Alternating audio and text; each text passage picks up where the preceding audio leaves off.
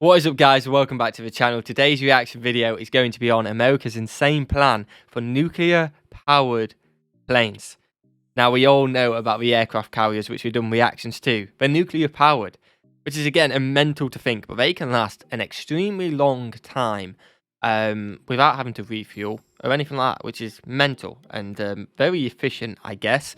I don't know too much about nuclear power, but it seems very volatile and very dangerous. And I guess maybe in a massive aircraft carrier, just me thinking off the top of my head, it's a lot more stable. Yes, you got the waves in and stuff like that, but it is huge. I imagine the core of the ship doesn't move much as of that, and where the nuclear is potentially isn't bashed around much, because surely that's only going to end in disaster if it is bashed around much. I may be completely wrong, and you just think like you get a lot of turbulence on a plane. They're not exactly huge compared to an aircraft carrier.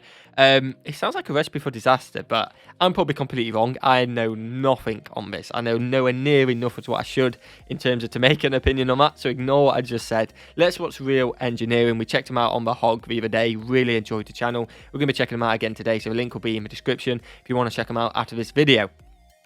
Now, let's get straight into it. Let's learn if it's an insane plan still or if there's any logic behind it. There's got to be, right? If you're going to put probably billions into funding this, there's got to be some logic, surely. Let me know your opinion in the comments if you've got one, or your guess if you haven't seen this video before. I'd appreciate that. I might not be the only one who thinks this is absolutely insane like the title says and has no clue how it will work. Maybe you guys think that as well. I don't know. Hit that like button, hit that subscribe button, and let's see why America's insane plan for nuclear-powered planes is potentially going to happen, or maybe not. We'll find out. Some crazy things happened during the Cold War. Dogs were put into orbit, bears were fired out of supersonic jets, and humans landed on the moon. Yeah. Needless to say, humans were going through a rough breakup and were really trying to find themselves. Yep. All of these events were centered around one technology that changed the game for every human on this planet: nuclear energy. The bombing of Nagasaki and Hiroshima woke the world to a nuclear future, changing the political and cultural landscape of the world forever. Infecting the imaginations of people all over the world, spawning monster stories like Godzilla in Japan and heroes like the Incredible Hulk and Spider-Man in the United States. People dreamed of a future where electricity was free, while simultaneously fearing the ever-present threat of nuclear annihilation. It's scary, man. These fears and dreams came together to form perhaps one of the most interesting technologies conceived during the Cold War: nuclear-powered planes. During World War II, research and development of nuclear energy had been focused on its weaponization, but with the war's conclusion, the United States began to seek out ways of utilizing the power of the atom to fuel their energy needs. Oh, wow. The Atomic Energy Commission was created in 1946 with the express purpose of commercializing this new technology. Okay, it kind of seems like this was a plan ages ago. We realised it was insane. It is insane. It's never going to happen again in the future. We don't have to worry about it. That's a little bit reassured if that is the case. We've still got 10 more minutes to go, so it may change like the trying to introduce it. But it seems like it was a long way in the past and not going to happen.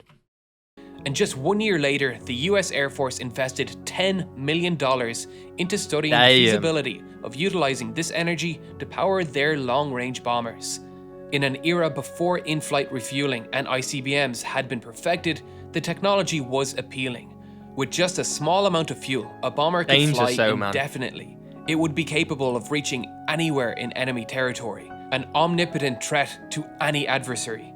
Despite the obvious dangers of combining these two technologies, the possibilities proved too tantalizing. From 1948 to 1951, the brunt of the research centered around a means to transfer the energy generated by nuclear fission to propulsion. Heat energy is gained through nuclear fission.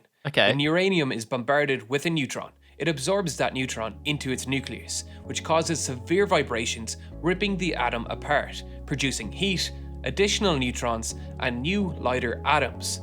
But the sum of the products that split are lighter than the original atom. Experimental proof of Einstein's groundbreaking 1905 paper teaching the world of the energy and mass relationship through the equation of E equals mc squared.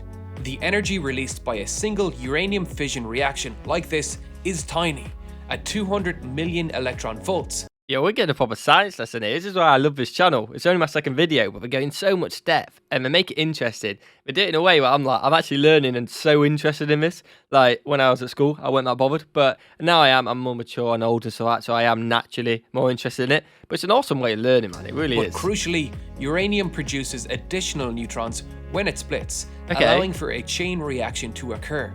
So, for very little input energy, we get a tremendous amount of kinetic energy as an output in the form of heat.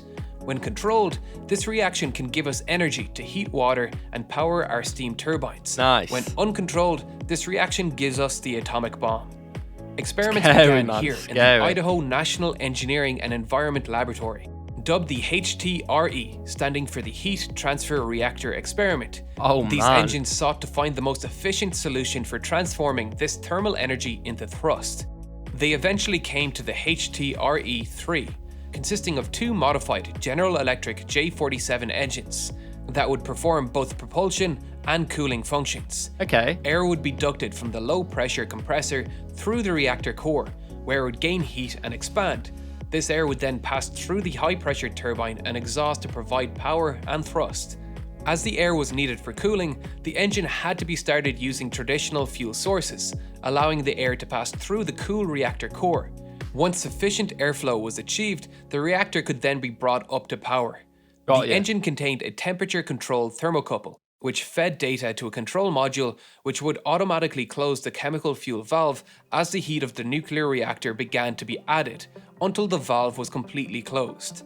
The HTRE-3 was successfully run multiple times, but there was still several problems to be solved. Perhaps chief among these was the energy transfer method's propensity for spewing radioactive air out of its exhaust. Yeah, that sounds like a bit of a problem, mate. Radioactive air just going over everyone as it's flying above. That sounds like a little bit of a problem. This was an open or direct cycle configuration, meaning the air is directly used to cool the reactor core. Okay. This was a simpler setup requiring no additional pumps within the nuclear reactor that the program managers at General Electric preferred, but resulted in air passing through the highly radioactive core and thus being contaminated and subsequently exhausted to atmosphere. Yeah. Obviously not an ideal situation, and this program actually spurred the creation of the very first molten salt nuclear reactor through the ARE, or Aircraft Reactor Experiment. This was instead a closed cycle system, where a molten uranium tetrafluoride salt is used as a fuel, while a secondary closed loop containing molten salt with no uranium was used as a coolant. Okay. This coolant would then pass through a liquid to air heat exchanger to power the turbine.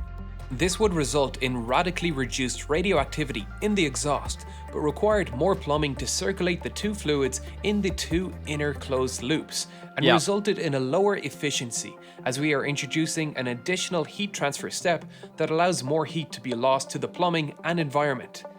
This method was never tested with a jet engine, but this is the earliest ancestor of the thorium reactors, which are easily the most requested topic on this channel. Oh, wow. As a result of their potential to provide cheap and safe nuclear energy.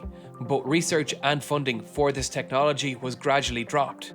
Had the program developed further, these molten salt reactors likely would have gone on to power any eventual bomber, had the power-to-weight issues been overcome.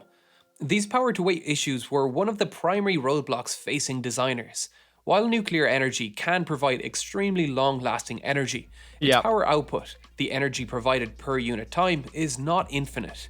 Nuclear reactors like this have maximum power settings, limited by the heat the cooling system can transport away before it can begin to melt and damage the reactor and its control mechanisms. This made it difficult to design a reactor capable of providing enough energy to power jet engines with enough thrust to get the gargantuan weight of the reactor off the ground. Yeah. The HTRE-3 is estimated to have weighed 45 metric tons and could produce up to 35 megawatts of thermal output.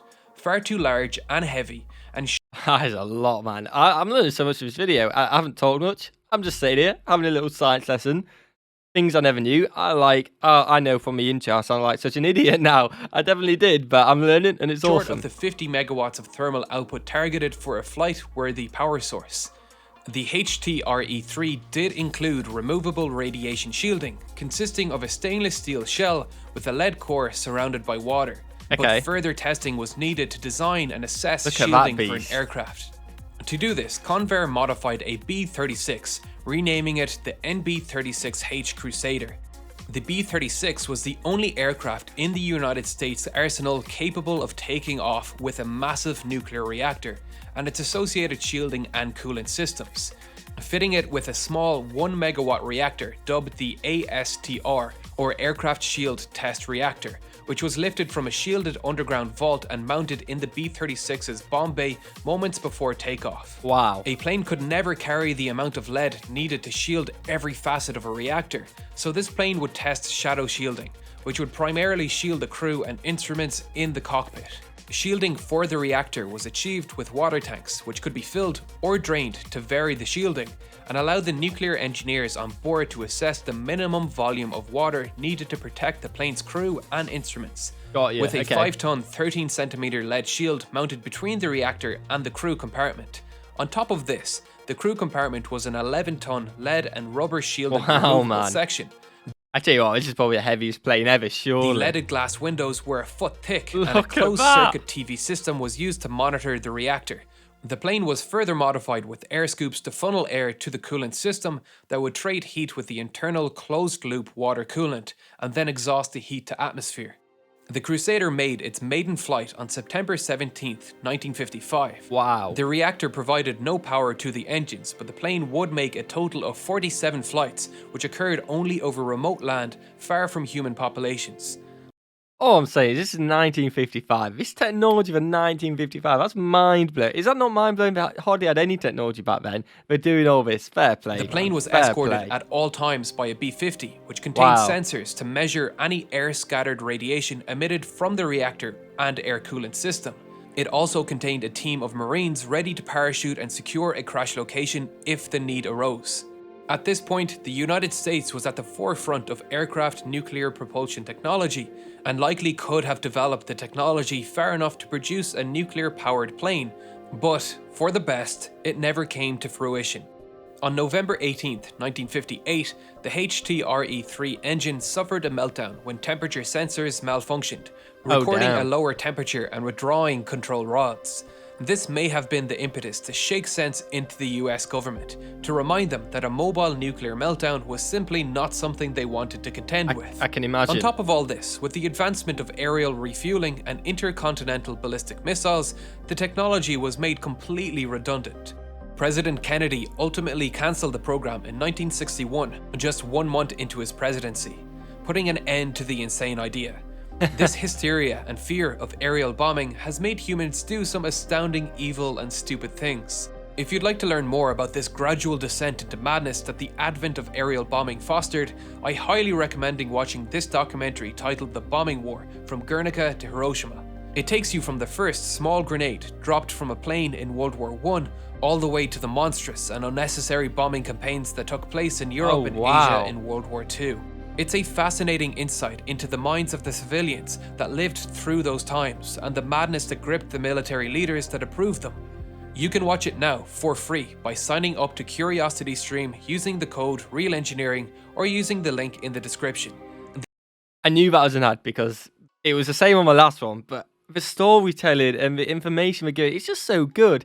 And it's like it's like it knows what I want to hear. So I was like, I had to let that ad play because I wanted to hear it. And if you guys want to chill and check that out, I don't know if this is still a thing. I think it was just a while ago this video was made. But go and check the channel out. We may have more offers on. Or go just if you enjoy that kind of stuff and want to watch it, I've shown it here because wow. Absolutely awesome. I hope you guys have enjoyed this video. I was on like an idiot at the start, I guess. But I've learned so much and that's pretty awesome. I hope you guys have learned as well. Hit that like button, guys. Hit that subscribe button as well. You're absolute legends. And I'll see you guys in the next one. Peace.